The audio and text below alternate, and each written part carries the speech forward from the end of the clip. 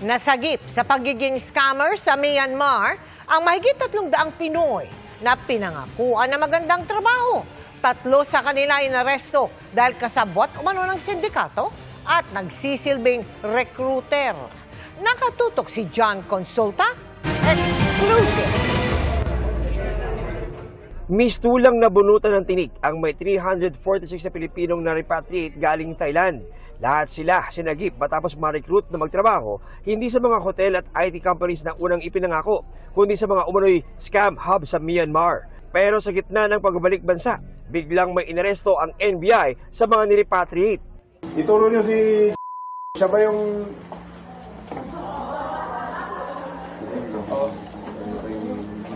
anong pangalan nito? Ikaw ba si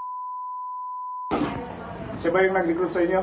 Ina-aresto ka namin sa kasong paglabag sa Anti-Trafficking in Persons Act at Migrant Workers and Overseas Filipino Act. Inginuso ng ilang biktima na kasama nilang umuwi ang mismo mga Pilipino na nang biktima sa kanila. Base po dun sa interview, sa sworn statement taking namin dun sa mga possible victims ng human trafficking, in-identify po nila itong mga subject natin as their recruiter. Bali po 3 ang ating naaresto among the repatriates, tapos 16 po ang ating mga complainants. Ayon sa NBI, ang ilan sa mga inaresto, mataas na ang tungkulin sa mga scam hub sa Myanmar na ang target i-recruit online mga kapwa Pilipino.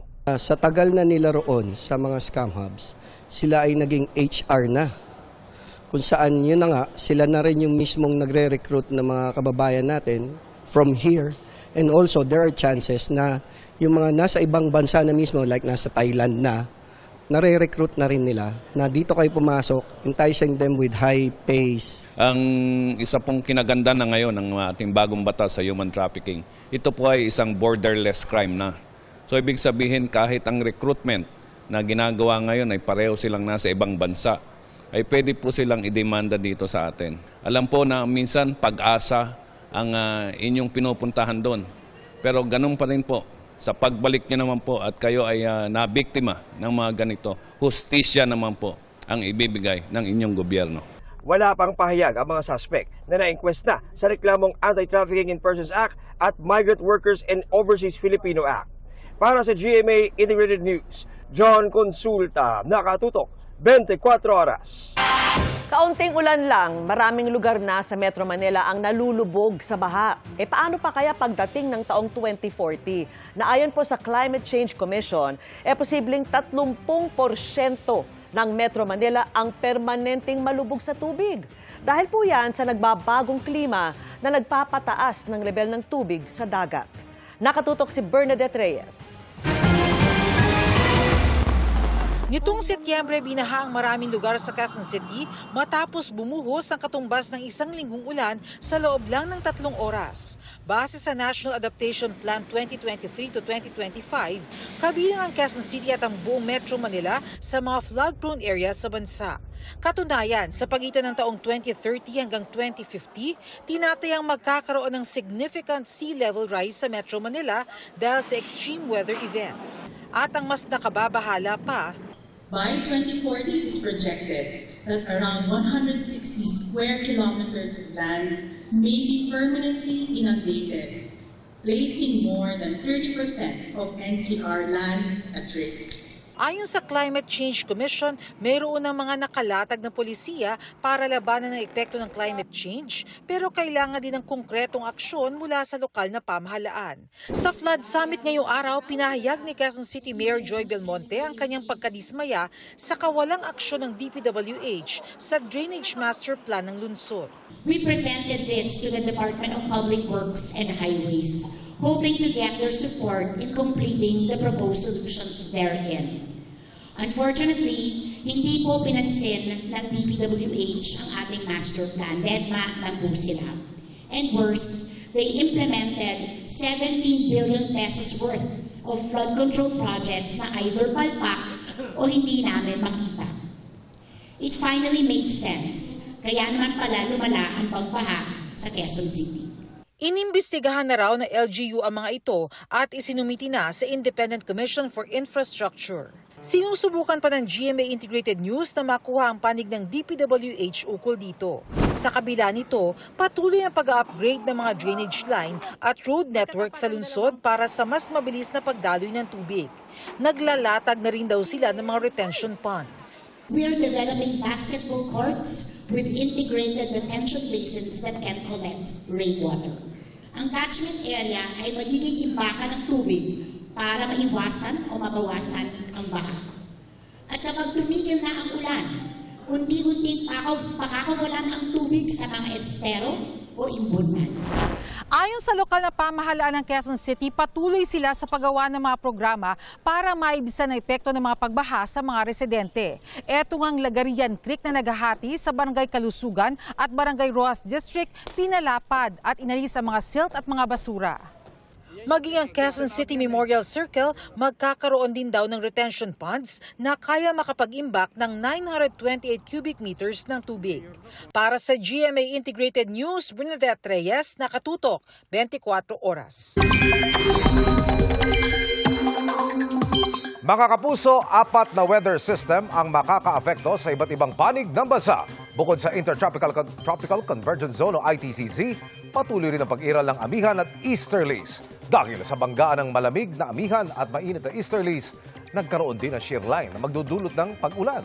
Base sa datos ng Metro Weather, may tsansa ng ulan bukas ng umaga sa Cagayan Valley, Cordillera, Quezon Province, Mimaropa at ilang bahagi ng Bicol Region. Halos ganito rin ang magiging panahon sa hapon. Kalat-kalat pero malalakas na ulan ang mararanasan sa ilang probinsya kaya maging alerto pa rin sa banta ng baha o landslide. Sa Visayas at Mindanao, may tsansa ring ulanin ang Aklan, Capiz, Negros Island Region, Cebu, Bohol pati sa Samar at Leyte provinces. Posible rin ang kalat-kalat na ulan sa Mindanao. Magpapatuloy yan sa hapon pero mas magiging malawakan ang ulan sa Mindanao. May matitinding ulan sa Zamboanga Peninsula, Barm, Soc-Sargen at Davao Region. Hindi pa rin naalis ang tsansa ng localized thunderstorms sa Metro Manila. Abiso naman sa mga mangingisda o may maliliit na sasakyang pandagat, nakataas ang gale warning ng Pag-asa sa ilang bahagi ng Northern Luzon. Malalaki ang alon kaya delikadong magdayag o pumalaot. Dead on arrival sa ospital ang isang freelance model at content creator. Nang isugo doon ang kanyang dating nobyo. Wala raw nakitang senyales ng pananakit ang pulisya batay sa inisyal na investigasyon. Pero sinisilip ang posibilidad na may kinalaman sa iligal na droga ang pagkamatay ng biktima. Nakatutok si Oscar Oida. Halos magkasunod na dumating sa tanggapan ng SIDO sa QCPD ang mga kapatid ng namatay na freelance model na si Gina Lima at ang ama ng ex-BF nito kanina. Kapwa sila tumanggi magbigay ng anumang pahayag sa mga miyembro ng media. Pero ayon sa salaysay ng mga kapatid ng biktima sa mga pulis, tinanong natin kung mayroon bang pagbabanta o nagsusumbong ba yung biktima na sinasaktan. So far, wala pa namang binabanggit yung dalawang kapatid. sa inisyal na pagsiyasat, magkasama ang biktima at ang ex-BF nito nang matagpuan itong wala ng malay sa bahay ng lalaki sa Quezon City. So noong November 15, nag-inom tong dalawa, yung biktima at yung ex-boyfriend niya sa kondo ng babae. Tapos noong November 16, umuwi sila kasama na yung babae sa bahay ng lalaki ngayon. Mga alas 8 ng umaga yon. Natulog sila ng mga alas 12 ng tanghali. Tapos pagkagising ng ex-boyfriend ng mga alas 8 ng gabi noong November 16, pilit niyang gisingin yung biktima pero unresponsive na. So tinawag ni ex-boyfriend yung tatay niya at sinugod agad nila sa Quezon City General Hospital. Pero idiniklaro mo na itong dead on arrival at sa inisyal na report ay cardiorespiratory distress ang sinasabing sanhi ng pagkamatay ng biktima. Kamakailan, mabilis na kumalat sa social media ang anggulong binugbog daw ng ex-BF ang biktima kaya namatay. Pero base sa inisyal na pagsiyasat ng mga pulis, Initial findings, walang commotion na nangyari doon. Organize yung kwarto. May mga konting pasa sa legs pero mga tuldok-tuldok lang. Tapos tiningnan na initial cursory examination sa mga investigator natin. Dito pinatingnan agad dito yung leeg at saka yung sa muka. kung may signs ng strangulation at saka yung pinigilan yung paghinga. So initially sir, wala naman nakitang ganun na pasa. At kaya raw may mga sugat ang ex-boyfriend sa muka. Nung nalaman ng mga kaibigan ng biktima, sumugod agad sila sa ospital. So doon sila nagpang-abot ng ex-boyfriend. So siguro sir, doon na sinugod tapos may kinalmot ng mga kaibigan. Yun ang allegation ng ex-boyfriend. At may hawak na raw na video ang mga pulis sa nasabing komosyon. Pero di raw isinasantabi ng mga pulis ang posibilidad na maaring may kinalaman ito sa droga. May tableta at saka suspected kush. So pending po sa result ng laboratory exam. Hindi na nagpa-interview sa mga media ang ama ng ex-boyfriend ng biktima. Pero kumpiyansa umano itong mapapatunayang walang sala ang kanyang anak. Sa ngayon, inaantay na lang ng CIDU ang resulta ng ginawang autopsy sa katawan ng biktima. Para sa GMA Integrated News, Oscar Oida, nakatutok 24 oras.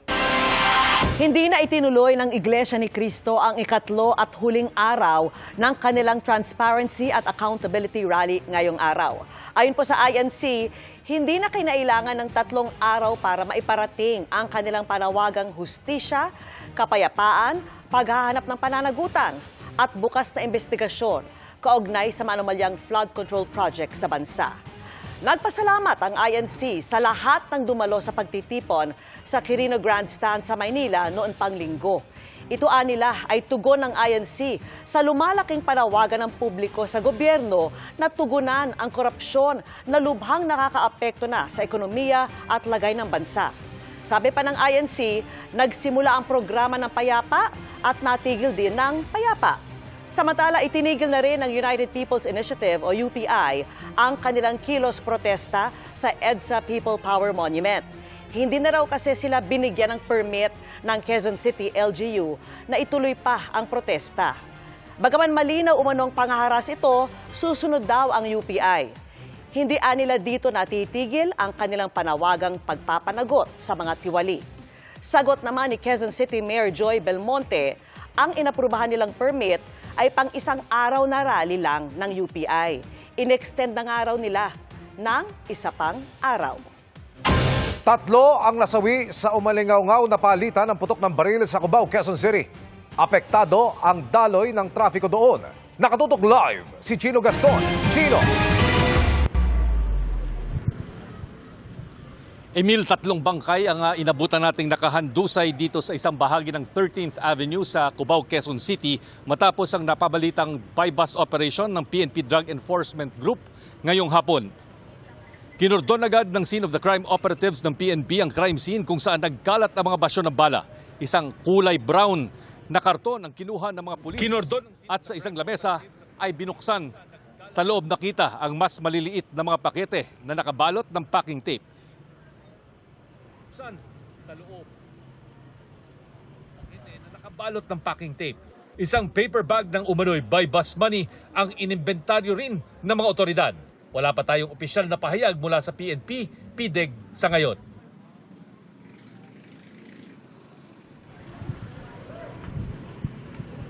At dahil sa engkwentro, Emil, nagdulot ng matinding traffic sa lugar ang ginawang pagsasara ng 13th Avenue habang isinasagawa ang forensic examination ng PNP Scene of the Crime Operatives. Emil. Maraming salamat, Chino Gaston.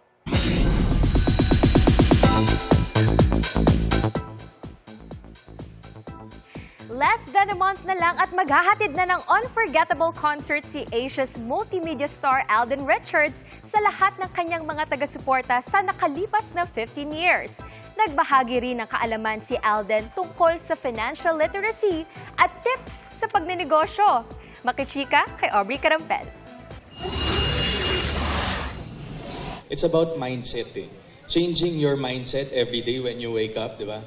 I'm gonna make a difference today. I'm gonna make myself worthy of something today. I'm gonna accomplish something. Wearing his businessman hat, lumahok si Asia's multimedia star Alden Richards sa FINED o Financial Education Stakeholders Congress organized by Bangko Sentral ng Pilipinas. Isa si Alden sa umupo sa panel kung saan ibinahagi niya ang mga natutunan pagdating sa financial literacy. It's a very parang happy experience for me because parang right now nga that we are in the giving back stage, gusto kong nakakapag-share ng knowledge based on experience. Nagbigay rin siya ng tips para sa mga gusto ring magtayo ng sariling business. Kailangan, syempre, bago ka mag-start ng negosyo, ready yung capital mo. Of course, you're very much knowledgeable kung ano man yung papasukin mo. Kung magpa-partner ka naman, make sure that everything is in paper.